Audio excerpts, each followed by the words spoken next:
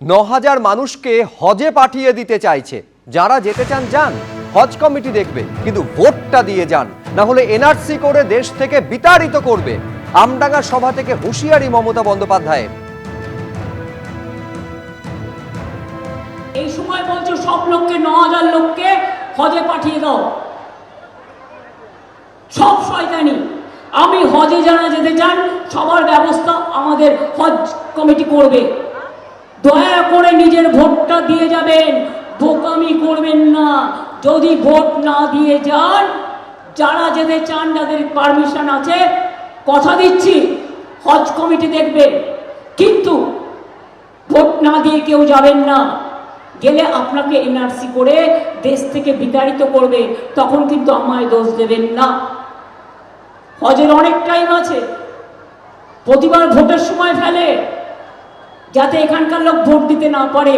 I-PAC মামলার শুনানি আজকে সুপ্রিম কোর্টে ছিল, যেখানে মুখ্যমন্ত্রীর ভূমিকা নিয়ে প্রশ্ন তোলেন মহামান্য বিচারপতি পি.কে. মিশ্র।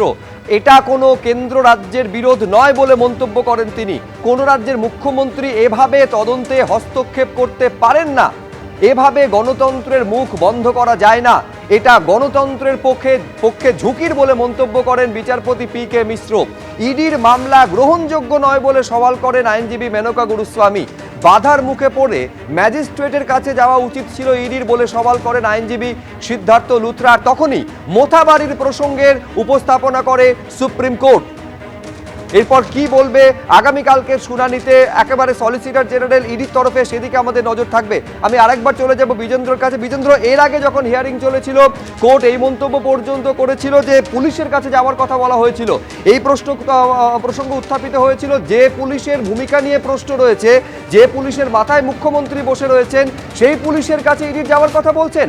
আজকে ঘটনাচক্রে তুমি কিছুক্ষণ আগে জানাচ্ছিলে যে মোথাবাড়ির প্রসঙ্গ পর্যন্ত উত্থাপিত হয়েছে। তার কারণ রয়েছে সুব্রজিৎ, সুপ্রিম কোর্ট বারবারই একটা কথা বলতে চাইছিল। এর আগের হিয়ারিংগুলোতে আমরা দেখেছি কি একটা এক্সট্রা অর্ডিনারি সিচুয়েশন তৈরি হচ্ছে পশ্চিমবঙ্গে, যেখানে মুখ্যমন্ত্রীকে বাধা দিয়েছেন। যেদিন এই প্রশ্নটা উঠেছিল কি মুখ্যমন্ত্রী তো সেই পুলিশ মন্ত্রী, হোম মিনিস্টার তার আন্ডারে রয়েছে, সেক্ষেত্রে সেই পুলিশের কাছে কি যাওয়া উচিত ছিল এনফোর্সমেন্ট ডিরেক্টরেটের? এই প্রশ্ন আমরা এর আগের দিনগুলোতে দেখেছি। কিন্তু আজকে একটা অন্য প্রসঙ্গ উঠে এলো, যখন প্রথমেই সিদ্ধার্থ লুথরা বললেন কি কেসটাকে হাইকোর্টে বা সুপ্রিম কোর্টে নিয়ে যাওয়া উচিত হয়নি।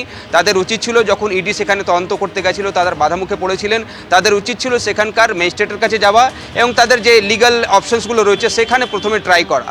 এবং তখনই আমরা দেখলাম কি জাস্টিস পি.কে. মিশ্র তিনি বলেন কি আপনি কি এইটা সাজেস্ট করছেন কি তাদেরকে ম্যাজিস্ট্রেটের কাছে যাওয়া উচিত ছিল? তারা মনে আছে পাশের কোর্টে একটা অন্য কেস হিয়ারিং চলছে, যেখানে পশ্চিমবঙ্গে এসআইআর মামলাগুলো হিয়ারিং হচ্ছে, এবং সেখানে তারা দেখেছেন কিভাবে জুডিশিয়াল অফিসারগুলোকে বাধার মুখে পড়তে হয়েছিল, তাদেরকে হস্টেজ নেওয়া হয়েছিল, এবং সেখানকার পরিস্থিতি কি তারা জানেন। তারা চোখ বন্ধ করে নন, পশ্চিমবঙ্গে কি কি হচ্ছে তারা সবই নজর রাখছেন, এবং সেটাও তারা বলেন কি একটা এক্সট্রা অর্ডিনারি পরিস্থিতি সেখানে তৈরি হচ্ছে, যেখানে জুডিশিয়াল অফিসাররাই বাধার মুখে পড়ছেন। সেক্ষেত্রে আপনি চাইছেন সেই জুডিশিয়াল অফিসারদের কাছেই যাওয়া উচিত ছিল এনফোর্সমেন্ট ডিরেক্টরেটের। এই প্রশ্ন আজকে সুপ্রিম কোর্ট রেখেছে তার কাছে।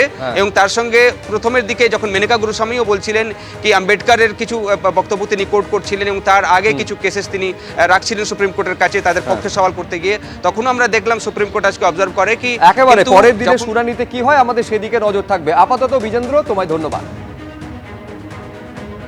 এবিপি আনন্দ এগিয়ে থাকে, এগিয়ে রাখে।